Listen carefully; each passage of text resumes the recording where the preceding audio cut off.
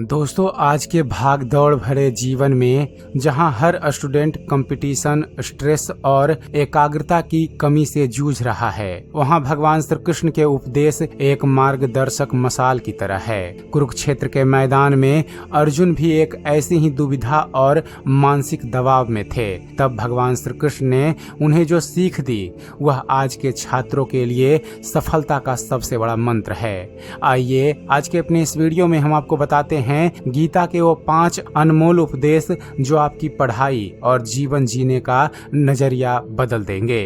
पहला उपदेश है, फल की चिंता छोड़ो और कर्म पर ध्यान दो। फ्रेंड्स, विद्यार्थियों की सबसे बड़ी समस्या यह है कि वे पढ़ाई करते समय ही रिजल्ट के बारे में सोचने लगते हैं। अगर मार्क्स कम आए तो क्या होगा, फेल हो गए तो क्या होगा। इसीलिए भगवान श्री कृष्ण भगवत गीता में कहते हैं, कर्मण्येवाधिकारस्ते मा फलेषु कदाचन, अर्थात आपका अधिकार सिर्फ मेहनत पर है, इसके परिणाम पर नहीं। जब आप परिणाम का डर छोड़कर केवल पढ़ाई का आनंद लेते हैं तो दिमाग शांत रहता है और प्रदर्शन अर्थात परफॉर्मेंस अपने आप ही बेहतर हो जाता है।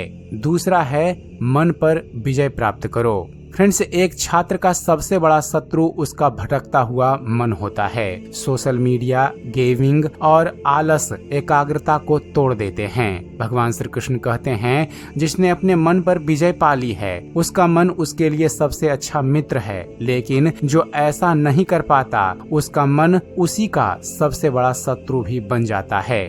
अभ्यास और वैराग्य अर्थात फालतू की चीजों से दूरी के जरिए आप अपने मन को बस में करना ही असली सफलता है। तीसरा है, अनुशासन और निरंतरता।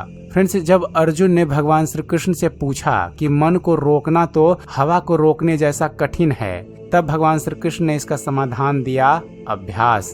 विद्यार्थी जीवन में रातों रात सफलता नहीं मिलती। हर दिन थोड़ा थोड़ा पढ़ना, अनुशासन में रहना और अपने लक्ष्य के प्रति अडिग रहना ही आपको भीड़ से अलग बनाता है।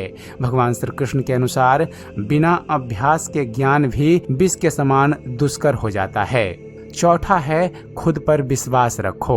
फ्रेंड्स, भगवान श्री कृष्ण कहते हैं कि मनुष्य अपने विश्वास से निर्मित होता है। वह जैसा विश्वास करता है वैसा ही वह बन जाता है। अगर आप पहले ही मान लेंगे कि मैथ्स कठिन है या मैं टॉप नहीं कर सकता तो आपका मस्तिष्क वैसे ही काम करेगा। इसलिए अपनी क्षमताओं पर संदेह करना छोड़ दीजिए। अर्जुन ने जब भगवान श्री कृष्ण पर और खुद के गांडीव पर विश्वास किया तभी वे महान योद्धा बन सके।